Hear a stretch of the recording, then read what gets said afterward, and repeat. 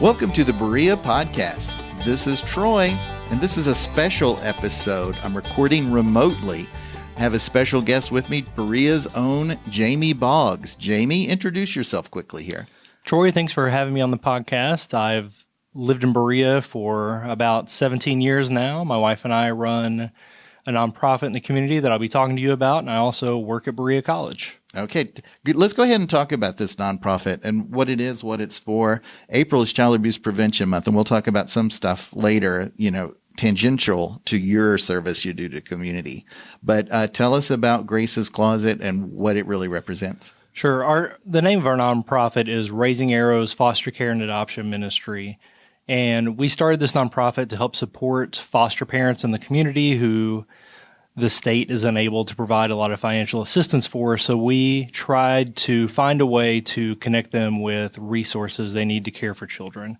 And Grace's Closet was the result of that brainstorming and research. And basically, Grace's Closet is a place where foster parents or parents who have children in kinship care through the state can come and shop for free. They can get clothes, they can get gear for their kids, like cribs, car seats, high chairs, things like that. We have toys, we have books, we have puzzles, and those are a lot of things that those families don't have. And a lot of times as a foster parent, you don't know you need it until you need it. So we try to be there for when they get those placements and they need things to care for those kids.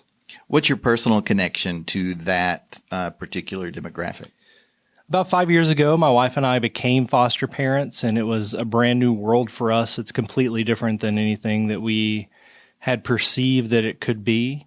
And once we got into it, we found the need for these resources, for support in other ways, because there are a few other things that Raising Arrows does. But it was mainly about these resources that we needed and didn't have, and other foster parents that we met needed and didn't have.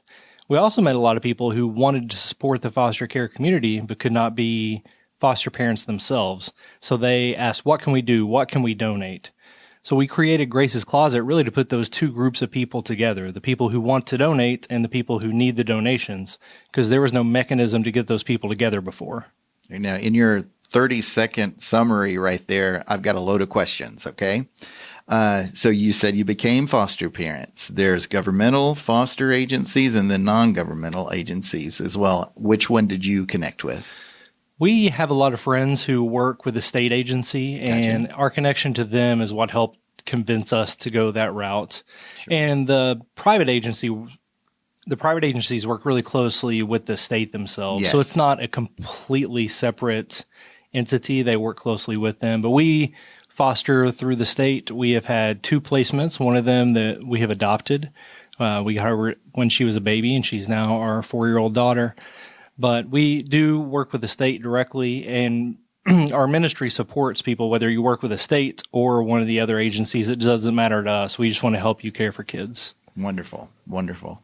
So you said you were with the state. Just so that people may be interested in and not necessarily know, what kind of training did they offer? Did you just call up and say, I'm thinking about being a foster parent, and they just handed it straight to you? That's exactly what we did. They sent us a packet. Oh, so with a little child inside? There was no child inside, thankfully, because we were not ready for that. Wonderful. But we requested information, and we got a packet letting us know what we needed to do to be certified, and also letting us know what the requirements were as far as our home.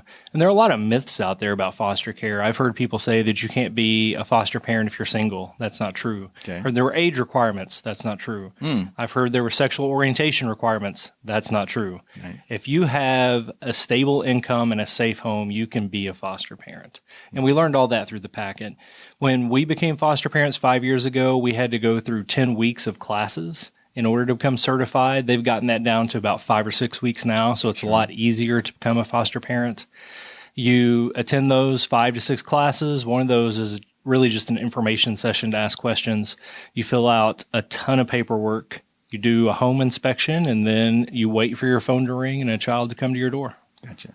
I want to parse this out in 2 separate ways, if you would, Jamie. So there are concerns like the barrier to become a foster parent. Do you feel like social services is all in your business and, are a burdensome overlord? Oh, heavens no. So there are a lot of working parts within that. We have our worker who has been with us since we were certified, and she's our contact for the state for when we have needs as foster parents. She does work with us on making sure we're meeting the needs of the foster children in our care, but she's really there for us. She's our resource. And then each child also has a social worker attached to them. They want to make sure the kids are safe, the kids are in your home, and that you have what you need to care for them, and that they have any information they need to give back to the biological parents. And once they get that, then they need to move on because they have so other many cases to take care of. No matter how you feel about how involved they're trying to be, their goal is always to help the child and their bio parents be reunified, because that's what research shows is best for children. So that's their job. Gotcha. And sometimes foster parents don't love that because they feel like they're trying to take the foster children away, but when you get into foster care, that's something that you're going to have to work through. Gotcha. All right, let's look at the other side of the coin. There may be listeners who've had their children removed and their children in foster care. So I want to ask questions, in that frame of mind as well.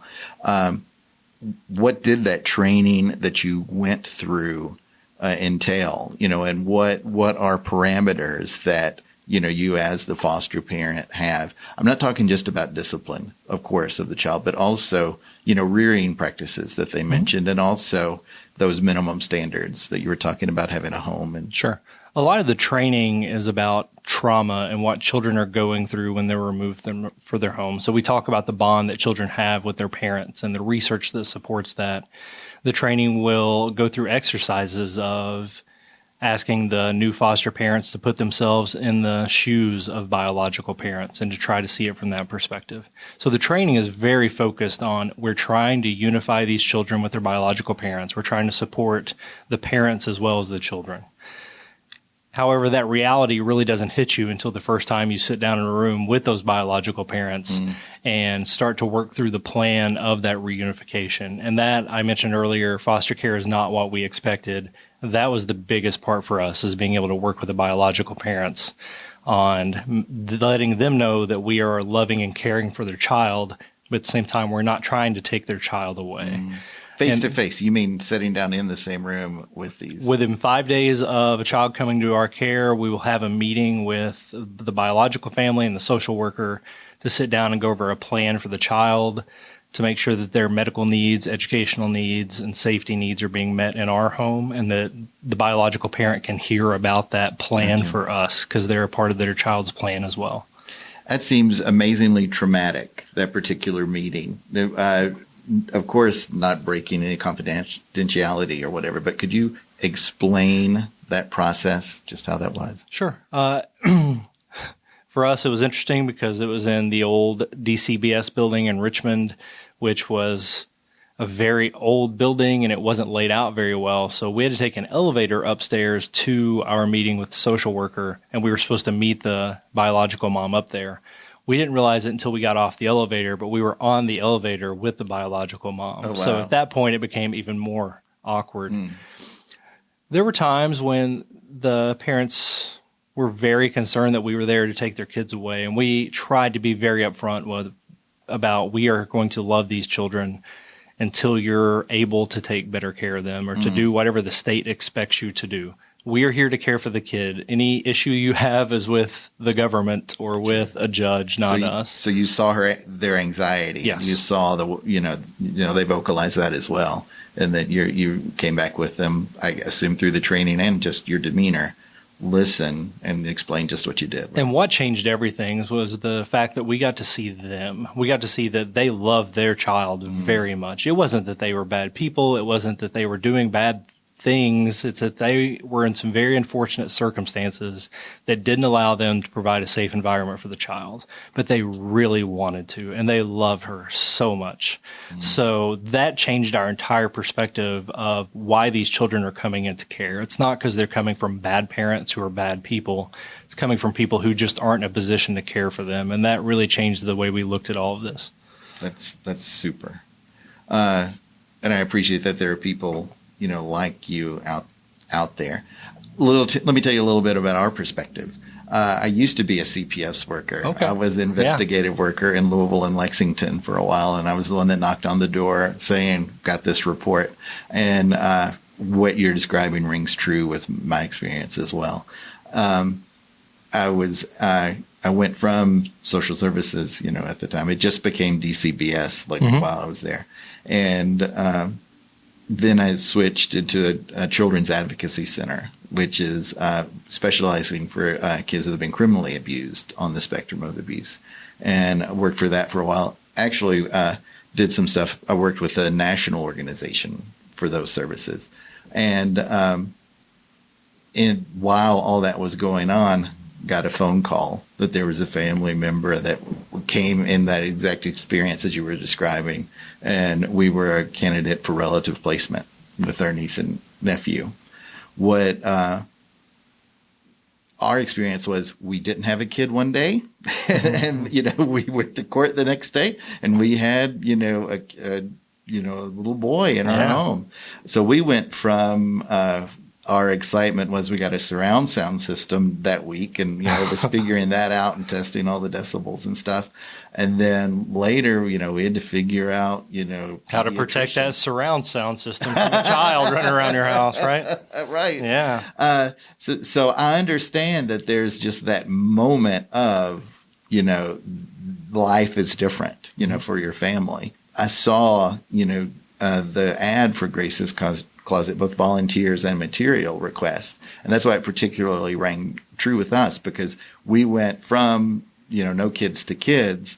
And you need, we didn't because the children were over, but you need diapers and you need clothes that you didn't know you needed before. You could shop for it. And then you need 3 pairs of shoes because one's going to get lost and then the other's going to get lost, hypothetically speaking. Sure. And, so I greatly appreciate, and I know personally that need that you're out there. Do you have any kind of let's talk about Grace's Closet specifically. Where is it located in Berea? And then transition to tell a story about someone that you've helped.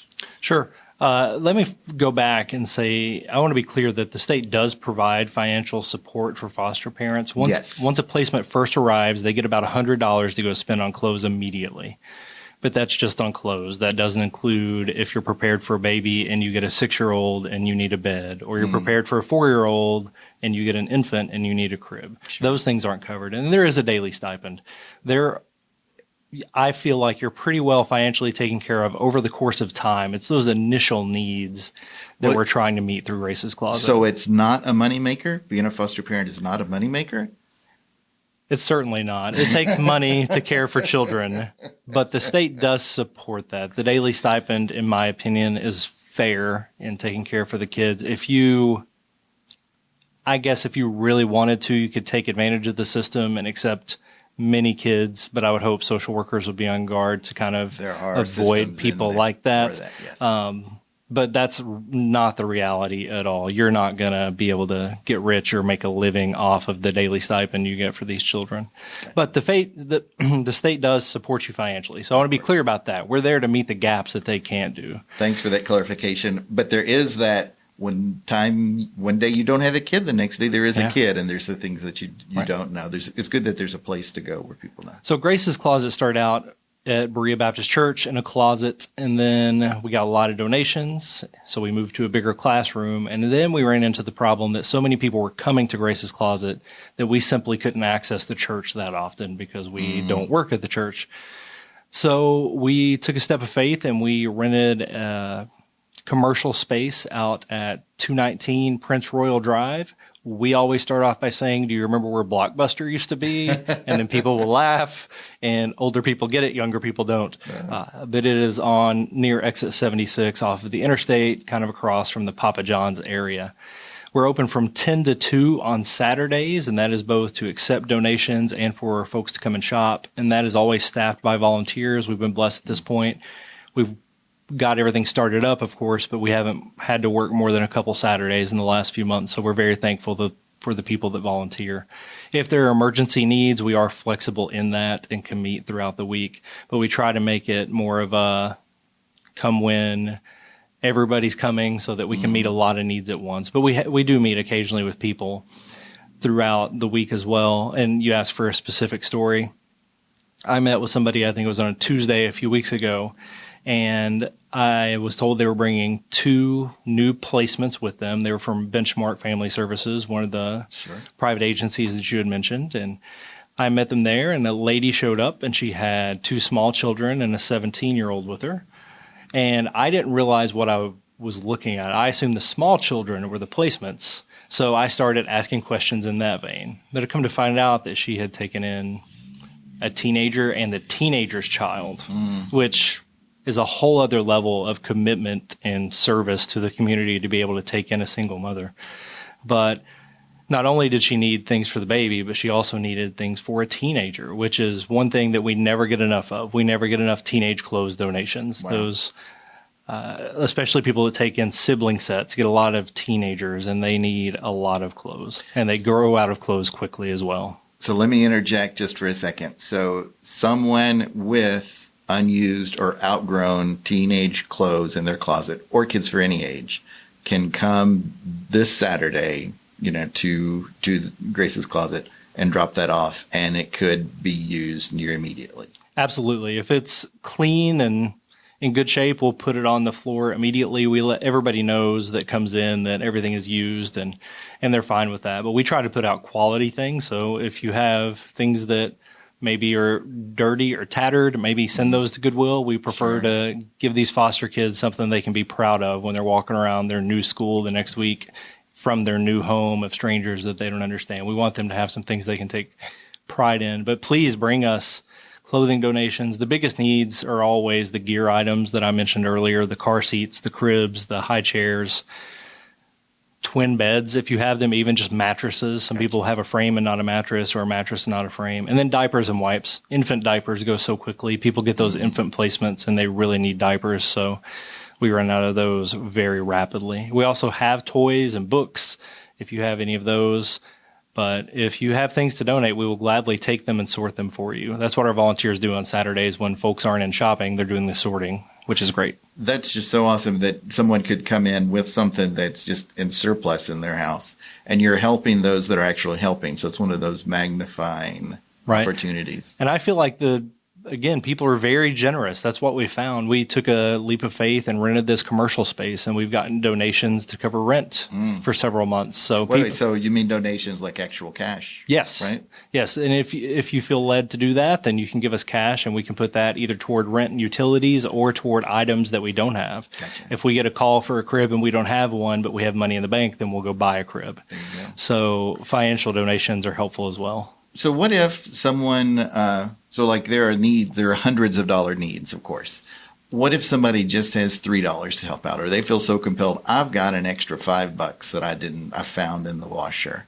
What about the smaller donation? How can they get that to you just spur of the moment? You can drop it by the store. Also, if you go to our Facebook page, you can make a PayPal donation. I know you wouldn't do that for $5 you find in your wallet, but we can accept them by PayPal, or you can just drop them by the store. Where could they find you on Facebook? What do they just sit down at their computer or their phone, and what do they type in? Raising Arrows Ministry, and that will come up. And that's also our email address, raisingarrowsministry@gmail.com, or just go to Facebook and type in Raising Arrows Ministry, and it'll come up. That's the official title is Raising Arrows Foster Care and Adoption Ministry, but that's a lot to type. Yeah, and with my ham fingers, that would be tough to type in. So money is needed, the donation of whatever. What also about volunteers? That if someone just had time on a Saturday, what could they do? If somebody wants to volunteer on a Saturday, we have very clear guidelines written out about what we ask people to do, down to when you come in, turn the thermostat to a certain degree, start going through donations. When people come in, ask them for this and that, and show them this and that. Like, they're very clearly defined roles of our volunteers on Saturdays. So it's not something you're going to walk into and not know what to do. If you can't volunteer on a Saturday, we have things that need to be sorted throughout the week as well. If somebody drops donations off at 1:00 on a Saturday, our volunteer that day is not going to be able to sort it all and get everything put out. So we could definitely use help during the other hours as well.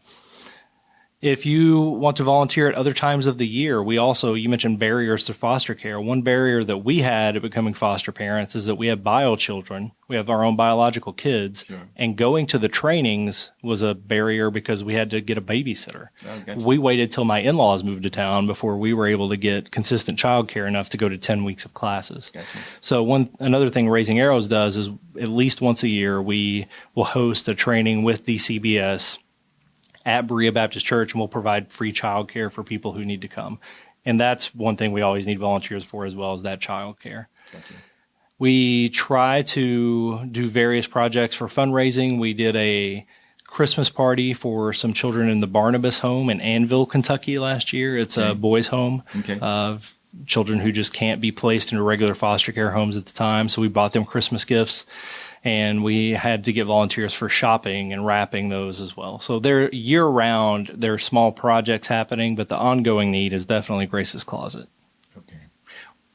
Let's take out for a second. I didn't ask before the place where the store, the free store in essence. Yeah, I'm still not sure what to call it. It's not really a store. It's a storefront, I guess. Oh.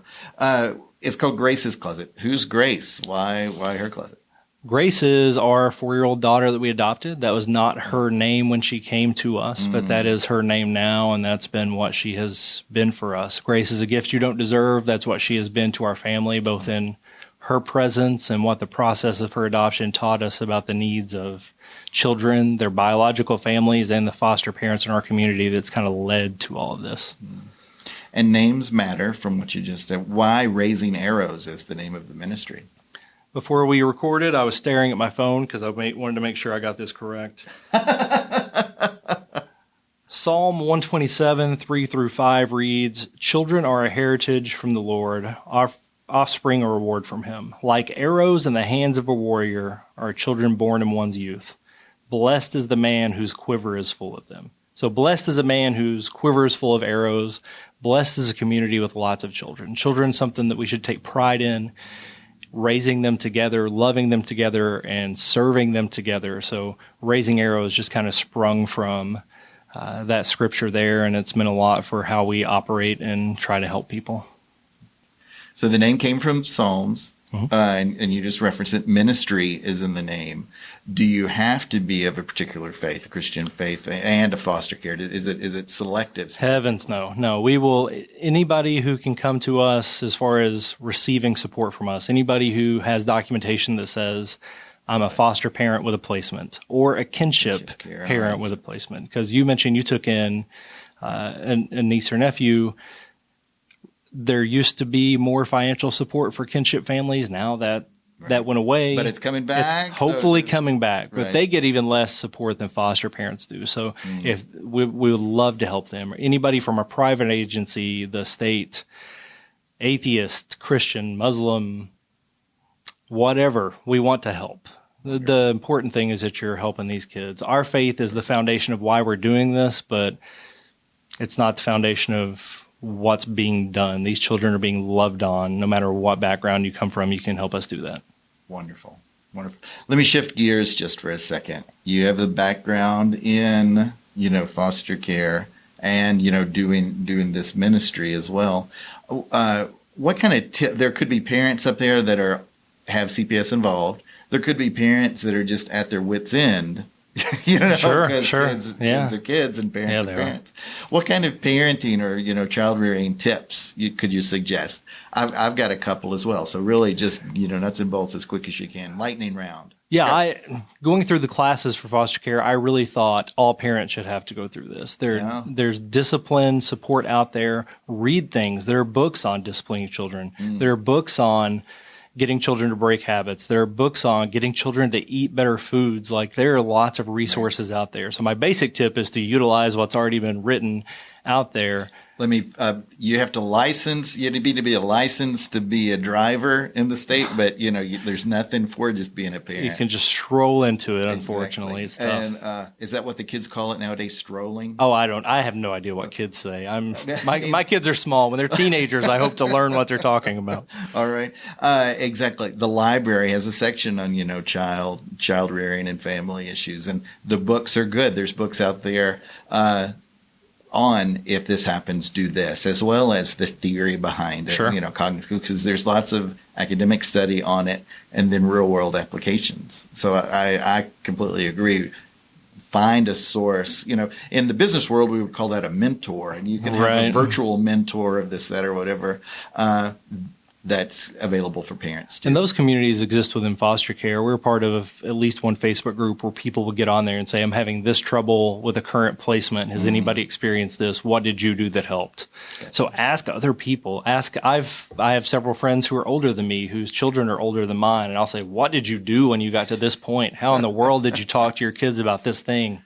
And people who have gone through it not only can tell you what they did that worked, but you can learn from other people's mistakes, which is one of the greatest things about being human, is people make mistakes and you can learn from theirs instead of yours. Good deal. Okay, so that's tip number one. What's another tip? Oh, that was a very long tip, number one. Talk to the kids. And again, I know that goes for older children, but a lot of times if you talk to them enough, you'll get to the bottom of what's happening. In the training, there's research that shows that if you're doing something beside a child instead of talking face to face to them, if you're riding in a car with them, you're sitting beside them, watching the sunrise or sunset, people open up better that way. So talk to them, get them in a setting where they're comfortable. They're not having to look you in the eyes and tell you their deepest secrets. And that's when you'll start to find out what their needs really are and how you can better meet those needs and involve them in the process. Sure. I found with my kids that if they're part of the solution, then they buy into it. If we say, hey, I'm going to give you 3 options for how to fix this issue, pick one of them, then they chose their option and that's what they want to do, instead of me saying, this is the one thing you're going to do to change the way you're behaving. So the more that involved they are in the process of behavior change or discipline or whatever it may be, I think the more success you're going to have. Exactly. I love it when we're in our house with our daughter and she wants to be in the room with us, but doesn't necessarily want to be either watching what we're doing or actually doing what we're doing. She just likes to be 4 feet away on the phone or reading something separate. Just being, like you said, just being close and, not the direct attention, Right. but still being there. That's family bonding time. It is. Exactly, And too. my children are the same way. They're always under my feet, but they don't want anything to do with me. It's interesting.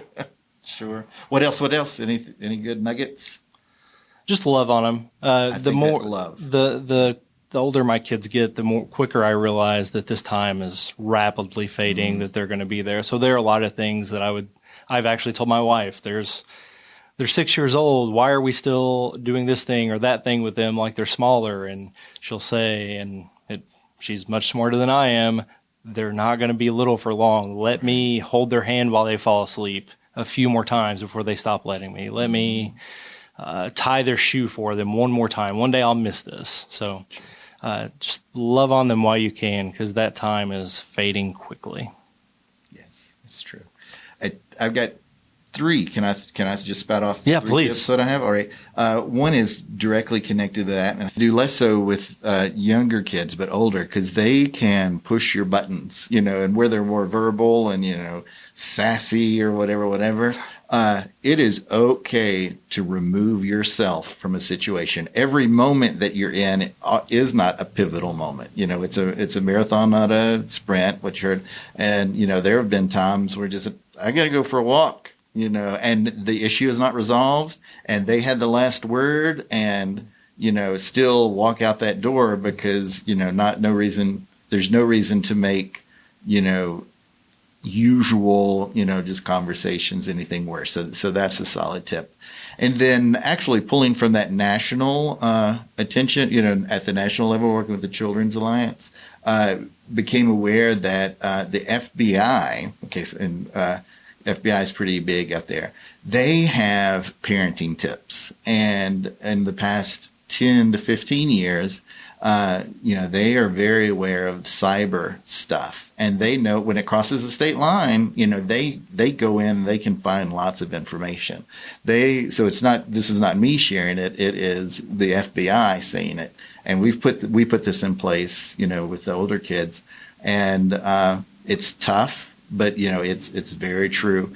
It has to do with access to, the internet.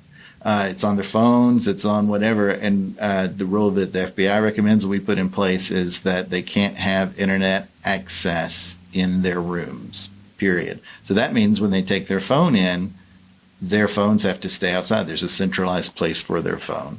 So that was super tough. And, knowing that, there was a table beside or on the floor, when they went into the room, they couldn't take the phone. That did two things. One, it resolved, escalating, cyberbullying, text wars, all that kind of stuff. But also it protected their sleep. When a friend calls at 3:00 saying, I can't sleep, how about you? Of course they're going to chat. But, to regulate that's tip number one. Then the second thing is computer related, is have that computer in a centralized family place with the screen facing, like out into the room. I got to tell you that both of those were arguments, I'm sure. Tough stuff. But, it was something that, it rang true. It made sense that that's important. And the toughest part was changing our policies inside the house and, strengthen, enforcing that. But that is possible, and it does make sense. You can Google, what does the FBI recommend, with internet practices, and it's all over there. And since you've gone through that with your kid and had that argument, now I can learn and set that up from the beginning, and that's going to be the rule starting right now before they even get phones. Sure. And well, I'm sure they have, the access to like the iPads and stuff. They're growing up just with this being an extension of their whatever.